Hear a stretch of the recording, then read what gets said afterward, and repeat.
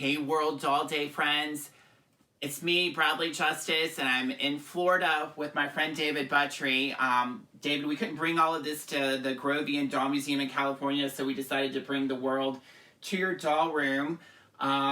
So we're going to talk about one of your favorite things today. Yes, absolutely. Beautiful Crissy. Yes. So tell me about Crissy, David. Well, Crissy's a fashion doll created by Ideal Toy Company in 1969. That's when she debuts at Toy Fair. She gets released that year. And the first edition is the Hair to Floor Crissy, which is, you see her here. So they're like hair play dolls. They are hair play dolls. They're fashion dolls, but they are definitely hair play dolls. And she had a growing hair mechanism where you could push her belly button and the ponytail would extend, or you could retract it by putting a little dial on her back and you could twist it and make it short again. And so the 1969 version has hair that goes all the way to the floor. That's correct, yes. And they also released her also in black skin tone as well. And she has her own little trademark apple green dress where Crissy has the orange lace dress. Now, the black version, I like her dress better. I love that green. That's so pretty. So this is... First year was just Crissy and the African-American version, right? That's correct, yeah. So this is so mod, mini dress and everything, and Ideal Toys. So Ideal started in the 20s, I think, with Morse Mitchum. Something around there. Yeah, Early 20th century. So they were one of the big, like 3 or 4 doll companies. Absolutely. In the country at that time. A major doll manufacturer in this country. So, so this was a sort of a big launch for them, and it was very successful. It was very successful. She was a big rival for fashion dolls at the time. She was very, very successful, and so much so that even today, and most people will recognize this if you go to any antique mall or swap meet or stuff, you will see Crissy and Crissy family dolls a lot. She turns up. Now everybody knows me. You know me that I'm a Barbie collector, but I have to be honest. I have a special place in my heart for these dolls because I had a couple of them when I was little. Right. I think everybody loved like a hair play doll. I think I learned how to braid with her hair. And so we were going through, this is her original box. Correct, yeah. And so you can see there, it shows her little tagline here says, with her hair that grows right down to her toes. Oh, that's fine. And then by the end of 69... Right. That doesn't happen anymore because her hair has been shortened for whatever reason. So Ideal decided to either tone down the complaints from the parents with the tangled up hair or decided to save a few pennies. Right. So we have a hair that's like shortened to like right at the length of the dress. Right. I think mine probably came to that length. Most people who have a Crissy doll usually have a doll with hair to that length. This is the longer hair is the more rare. Right. Yeah. And the graphics on these boxes, I mean, isn't this box is just so amazing. I will tell you, like, this illustration, this box is my all-time favorite doll packaging. It is it has inspired everything that I do. I'm a doll designer by trade, right? And this inspired like the packaging that I do for my own doll that I design. That is fantastic. And you pointed out to me that it came with this little tiny booklet. Now this booklet has like hairstyling tips and that kind of hairstyling tips, yes, some little explanations. Now, most of those a child could never have done by themselves, but it's nice to include it in. For the kids that did do that grew up to be hairstylists, most likely. And the thing you pointed out to me that I never realized, because my Crissy, other than something maybe I made, had that one outfit. You explained to me, Crissy was a fashion doll. Crissy is a major fashion doll. They issued like 9 original fashions for her that came in these wonderful boxes. And on top of that, she had, for every year that she was produced until 1974, she had a line of clothing. And the clothing is wonderfully detailed, and it is very expressive of the era in which she was released. So 70s. Yeah, it's very early 70s. If you have a love of hot pants and bell bottoms and leather chokers and suede and fringe, Crissy is your fashion doll for you. These outfits and just are just so cool. I mean, this looks like something my cousin that was older than me would have worn. I love the packaging for this. This would have been really fun to like walk into a store, and see that hanging. And I also love that there's actually like they thought about this because these were used for girls' hair ties. Oh, it's the yarn hair ties, and they used it for the handles, for the packaging, and for the so many. I remember so many girls with those in their hair when I was like with the Cindy Brady curls. Yeah, and so those, it's wonderful to think of that they used that for the packaging. So that was the packaging. Now, what is the packaging here on this end? Well, after the first couple of years of Crissy, the packaging switched to this a bagged card, like a baggie and a card, and you can see the fashions on the back that were available.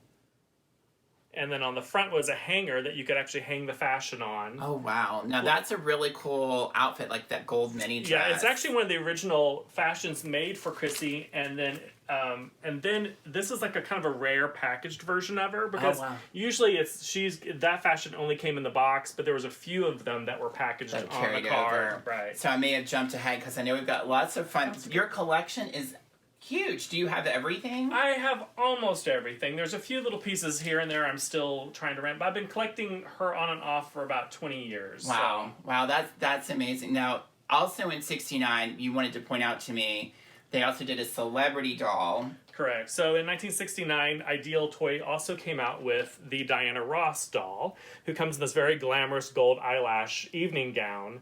And the reason why we like to mention her and a lot of Crissy collectors because she's actually on the Crissy body. They utilize the same Crissy sculpt. Same mold. Same mold.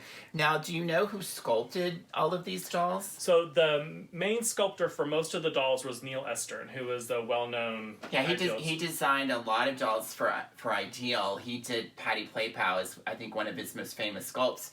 And ironically, he sculpted for the toy industry for a lot, but then he became a prolific sculptor. He did the Franklin Delano Roosevelt Memorial that's in Washington, D.C., which is very amazing. I mean, to think that person started out sculpting dolls. So so it's cool to see Miss Ross there. So. Yes, and then her dress pattern was actually used for a Sears exclusive gown that was available. The stripe. Yeah, it was packaged with some of the dolls in the very beginning. There was a little sticker that would be on the box like this that would say, included Sears exclusive gown, and it was one of these gowns. There was two variations.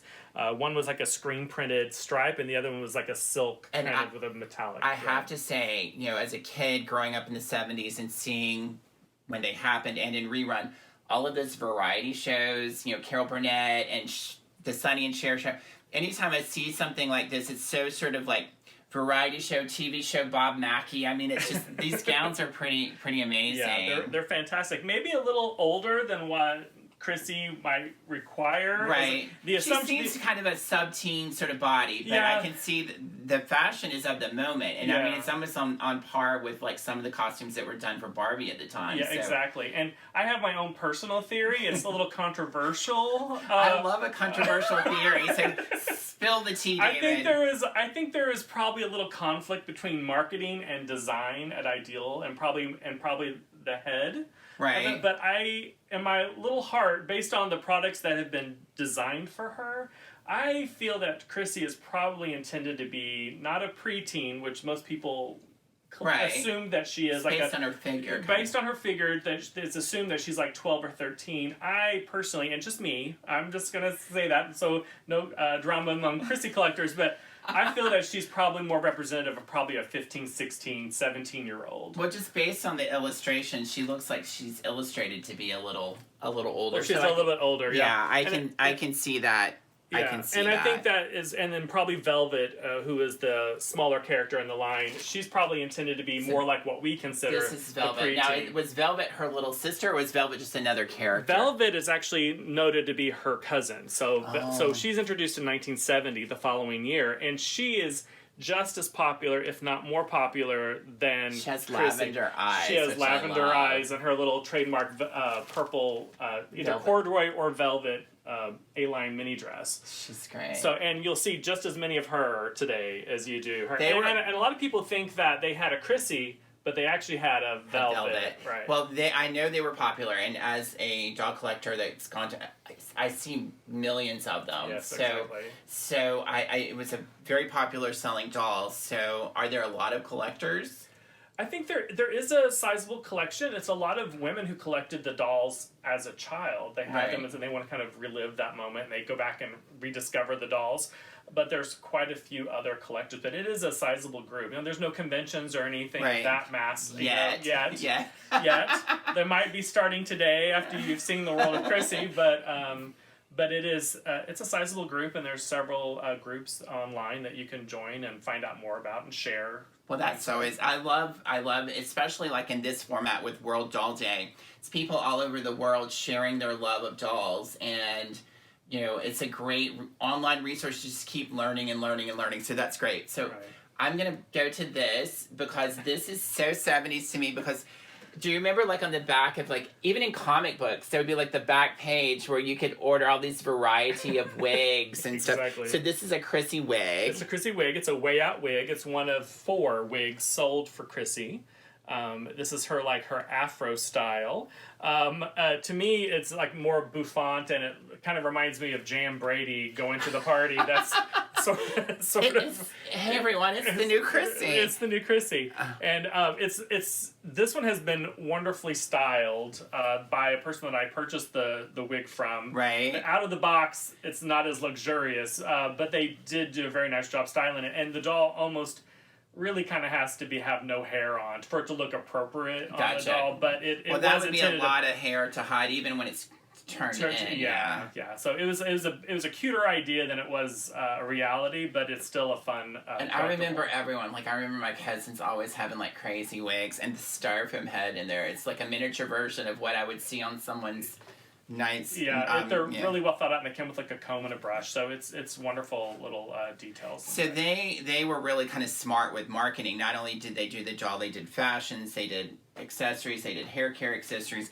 but you were also kind of pointing out to me that I didn't know they did a lot of licensing, like with every popular doll. Yeah, people don't realize there were not comic books, but there were coloring books, there was paper doll books, there were color forms, which you can see over here. There were a lot of licensed products for the Crissy doll line.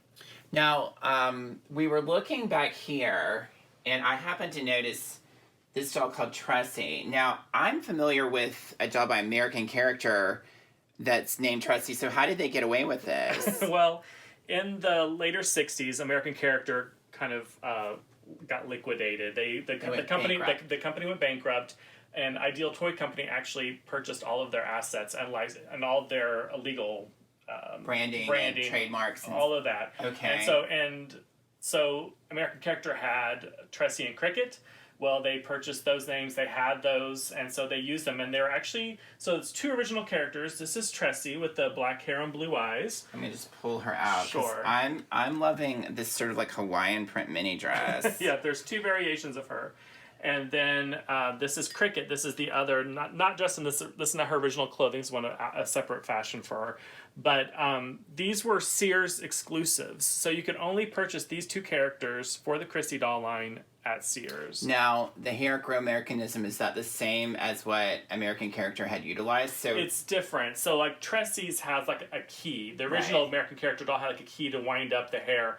The mechanism here is the same as Crissy, where it's a belly button and a dial on the back. So these are Sears exclusives, and it was more or less to kind of keep the trademark name in play, right? Right. So, okay. Yeah. And there's a black version of Crissy. There, Was there a black version of each one of the Crissy dolls? Or Tressie? Or any of them? So yeah. So we know from the very beginning there is a black variation of Crissy. There's also a black variation of Velvet when she comes out. There's a black variation of Tressie for Sears, who came out, the Tressie doll came out in 1970. The black version came out in 1971. And then we also have a black version of Cinnamon, who is Velvet's little sister in 1973-74. Very, very much innovative at the time, and brilliant that, you know, they were speaking to a diverse audience, and they made product for everyone. So I think it's brilliant. Really ahead of the curve that, you know, they were right out the gate with a black variation doll. That is really kind of amazing. I love that. So this spoke to my heart just from, it is so incredibly mod. I mean, like this sort of like Poochie print and these crazy illustrations. So yeah, it's a wonderful case, and you open it up. There's like a little on one side. It's like her little, and these things become very delicate, so but there's like her little closet that hangs up with a little closet and hat and everything. On the other side is a fashion boutique on the other side. So it's wonderful. All the graphics are so wonderful and of the era, and as I know you and I both love Anna Sui. Yeah, this is like straight up 1970s this boutique. This is like so incredible. So when we were talking about Crissy and talking about sharing your collection, you told me that there was a book. So this was the book you were telling me about for Crissy collectors. By Beth Gunther? Yeah, by Beth Gunther. And this is sort of like my Bible. This is like a book that any collector who is wanting to start collecting Crissy should look into and find it. It's still available online. I think if you go to Amazon, you can find it. I think Beth has also updated the book, and it's a digital download with all new information on. The original book was written in 1998, but the information still holds true in it. It's very factual, it's very direct, it has all the basics of anything you want to know about the Crissy family, and it's a great resource. Well, this is great. I actually have this. I'm not much of a Crissy collector. I denial is a river in Egypt. I probably have 4 or 5. After today, I may have to add more, but I do have this book. It's a wonderful resource.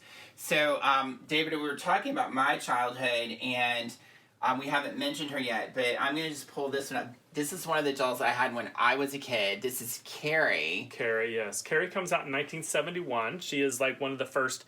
There's a commercial with her debut with her and Mia, who's the 15-inch doll, which is a friend of Velvet. So there was a friend for Crissy who is 18 inches, and that was Carrie. And she's referred to as like a young lady from Ireland, so she's an Irish lass. That's her background, so she's got the green eyes. And she originally comes in a green little romper with little elephants on it. Now, is this a different head sculpt from the others? It is. It's a brand new head sculpt. All the friends have an original head sculpt. Okay. So Carrie is one of my personal favorites because for me, she's very Susan Day. She does have that same sort of little dimple and little that same sort of look. Yeah. So. For those who remember Susan Day from the Partridge Family, Lori Partridge, that's who that sculpt reminds me of. And this is right at that period of time. It's at that period of time, so it very well could have been inspired by doll imitating art. Yeah. So well, I this brings back a lot of my own childhood memories, and it's kind of really kind of cool. So I'm just gonna step back, but look at these fashions. These are, I mean, like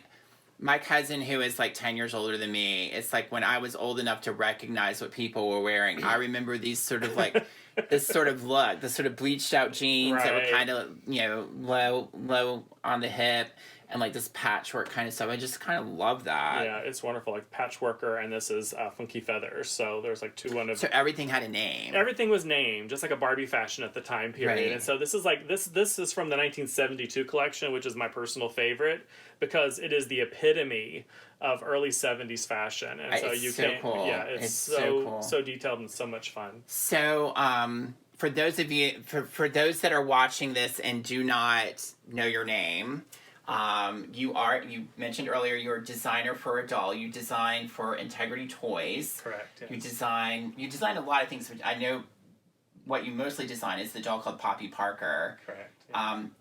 Does this inspire you with what you design? Oh, all the time. In fact, one of my most recent dolls I did is heavily influenced by Crissy. I haven't really referenced her that often, but this particular one was really referenced. Can we do like one with growing hair all the way? It's a little more pricey, but I get the illusion of growing hair. I think it's really cool that you have such a childhood in the 70s and collect something that's so of the moment, and then you get to use that as a point of reference. Yeah.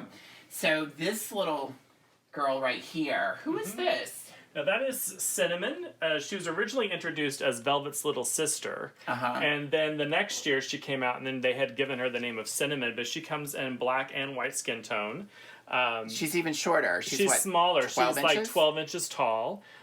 Technically, she is Velvet's little sister. I'll just and stand her here. so the proportion is great. She's got painted eyes as opposed to the inset eyes that most of the dolls have. And these crazy little teeth. Yeah, crazy little teeth, really detailed sculpt. There's actually, Beth has on her website like a prototype sample that was sculpted. It's even more detailed than what she is. Yeah, so she's actually kind of softened up a little bit compared to what the original. And one of the things that I'm noticing is most of these dolls don't have stands. How did you make them stand on their own? Well, the wonderful thing about the Crissy dolls is that they're sort of counterbalanced by their shoes. So their feet have like a little bit of an arch to them, like a natural arch. And then the way they built the design the shoe with a little bit of a heel, it enables the dolls to actually stand by themselves. Some of the dolls need a little bit of work because they have later editions of the dolls have a jointed waist, which pulls them forward or back, so they have to have a little more stabilization. But for the most part,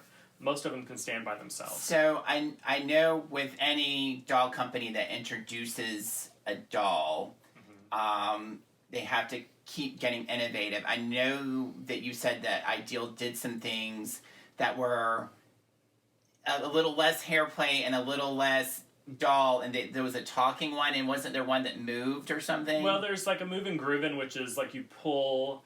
Well, the moving groovin is just got jointed waist. The look around Crissy, you actually pull a cord, and her head turns around left and right.